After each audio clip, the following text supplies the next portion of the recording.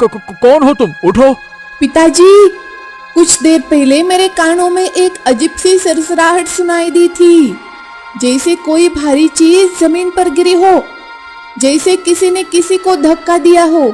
आपके साथ कौन आया है पिताजी? बेटी, जब मैं फल तोड़कर लौट रहा था तभी मैंने देखा कि ये व्यक्ति झोपड़ी के बाहर जमीन पर गिरा हुआ था, बुरी तरह से घायल है। ये अकेला नहीं हो सकता पिताजी, मेरे कान धोखा नहीं खा सकते। मैंने साफ साफ किसी के भारी कदमों की आहट सुनी थी। जरूर इसके पीछे और कोई था जिसने इसे घायल किया है। तभी वो घायल व्यक्ति कहरते हुए बोल उठा, मुझे बहुत तेज भूख लगी है और प्यास भी। हे बिटिया, इसकी आंखों से तो खून बह रहा है।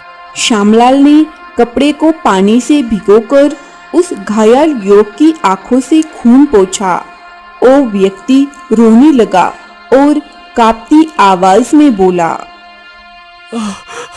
मुझे कुछ भी दिखाई नहीं दे रहा।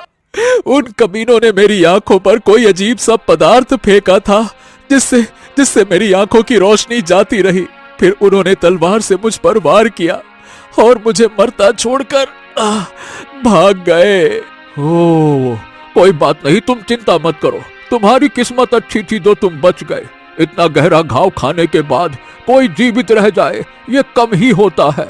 पिताजी, ये भूखा है, आपने जो फल लाए हैं उसे खिला दीजिए। लेकिन बेटी, तू भी तो सुबह से भूखी है। कोई बात नहीं पिताजी, ये बेचारा घायल है, इसकी भूख हमसे ज्यादा जरूरी है। इसकी आवाज बता रही है कि इसने कई दिनों से कुछ नहीं खाया। श्यामलाल ने सभी फल उस घायल व्यक्ति के सामने रख दिए। उसने कांपते हाथों से भूखे जानवर की तरह सारे फल खा लिए। तभी वहां पर वही साधु जड़ी बूटियां लेकर आ गया। घायल व्यक्ति को देखकर वो बोला, ये कौन है? श्यामलाल ने सारी घटना साधु को बता दी। मुझे कुछ दिखाई नहीं दे रहा।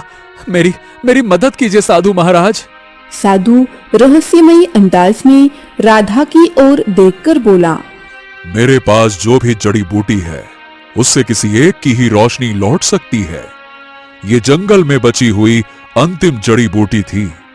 अब मैं तुम दोनों में से किसी एक के ही आंखों की रोशनी लौटा सकता हूं। यदि इस व्यक्ति की दृष्टि लौटाई जाएगी तो फिर राधा तुम जीवन भर नहीं देख पाओगी, और यदि तुम्हारी दृष्टि लौटाई जाएगी तो यह व्यक्ति सदा के लिए अंधा रह जाएगा।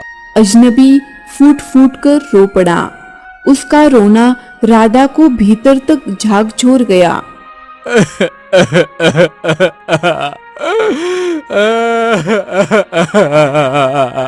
मैं तो जन्म से अंधी हूँ।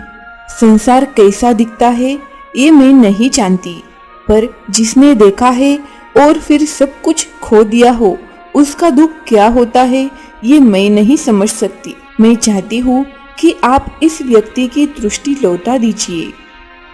ये सुनकर साधु के होठों पर रहस्यमयी मुस्कान आ गई। ये तुम्हारी एक परीक्षा थी राधा, जिसे तुमने सफलतापूर्वक पार कर लिया। इस जड़ी बूटी से अब तुम दोनों की दृष्टि लौटाई जा सकती है। मैं तो बस देखना चाहता था कि तुम्हारे भीतर मानवता है या नहीं। पिताजी, मुझे सब कुछ दिखाई दे रहा है। मैं आपको देख सकती हूँ पिताजी। हाँ, मेरी आंखें ठीक हो गई साधु महाराज, मेरी आंखें ठीक हो गई। हाँ